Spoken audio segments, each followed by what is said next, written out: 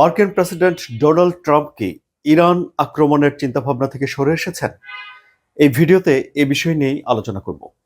আপনারা জানেন যে ইরানের সঙ্গে একটা পারমাণবিক চুক্তি করার জন্য ডোনাল্ড ট্রাম্প চাপ তৈরি করেছিলেন এবং তিনি বলেছিলেন যে 2 মাসের মধ্যে ইরানের সঙ্গে তিনি একটা চুক্তিতে পৌঁছাতে চান এবং ইরান যদি সেই চুক্তিতে না পৌঁছায় তাহলে যুক্তরাষ্ট্র ইরানে আক্রমণ করবে।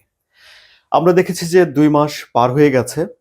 পারমাণবিক কর্মসূচি সীমিত করা, এর বিনিময়ে ইরানের উপর থেকে নিষেধাজ্ঞা তুলে নেওয়ার জন্য যুক্তরাষ্ট্র এবং ইরানের মধ্যে পরপর 5টি বৈঠক অনুষ্ঠিত হয়েছে। তাদের ভিতর আলাপ আলোচনা চলছে এবং এর মধ্য দিয়ে 2 মাস পার হয়ে গেছে। তাহলে এখন প্রশ্ন উঠেছে যে ডোনাল্ড ট্রাম্পের মানসিকতা এখন কি? ইরানে আক্রমণের পক্ষে নাকি ইরানের আক্রমণের বিপক্ষে? এ বিষয়ে ডোনাল্ড ট্রাম্প সরাসরি কোনো কথা বলেননি, কিন্তু তিনি যেসব কথা বলেছেন ইরান সম্পর্কে তা থেকে আমরা একটা সিদ্ধান্তে পৌঁছাতে পারি যে ইরান সম্পর্কে ডোনাল্ড ট্রাম্পের চিন্তাভাবনা অনেকখানি বদলে গেছে।